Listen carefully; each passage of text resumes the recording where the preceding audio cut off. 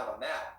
But they know it's not a threat to the monetary system, right? It's not like gold, right? If we had a convenient stable coin backed by gold, everybody would use it, right? And so that's why it would be a threat to the fiat monopoly. But not everybody is going to use Bitcoin because it's not practical to use it in commerce.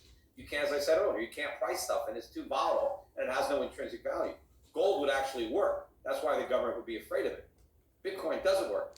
It only works in its mind to help people evade taxes. And so that is the problem that they see.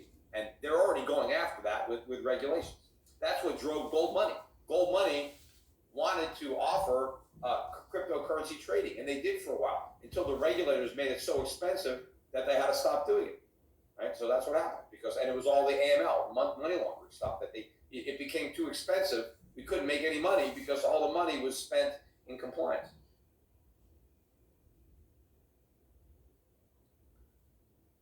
Okay, Nolan Stout, $10. Which government departments should be eliminated and which should be kept? Well, it's real easy. Go back in the Constitution and see which departments are authorized, and pretty much those are the ones we need. I mean, most of them should be eliminated. We don't need most of these government agencies and departments. The federal government should be principally involved with national defense. Right? So we need a Defense Department. I don't think we also need Homeland Security. I think the Defense Department can cover the homeland, especially if we stop, meddling in so many, foreign problems with our military, that we would have resources to defend the homeland. That's what it's supposed to be.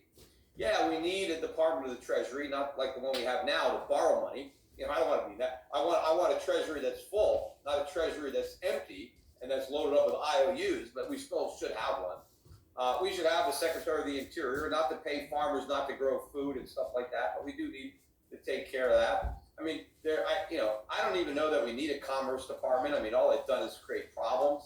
But if they did what the Constitution specifies, really regulating interstate commerce instead of interfering in interstate commerce and pretending that they have a right to regulate companies that engage in independent commerce, which they don't. The Supreme Court was wrong to expand constitutional authority to regulate the companies that engage in commerce instead of the commerce itself, which is all the Constitution empowers the federal government to do. But look, almost everything that happens in your state should be handled by the state government or by the people. That was the vision of the founding fathers.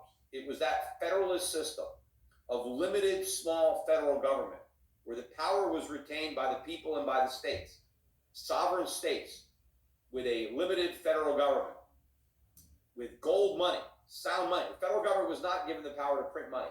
They don't have that power. All they can do is coin money, which is gold and silver. Because no state can make anything but gold and silver legal tender. The federal government is given no power to make anything legal tender, so it can't. So constitutionally, the only thing that could be legal tender in America is gold and silver, and the only thing the federal government can do is take that gold and silver and make it into a coin.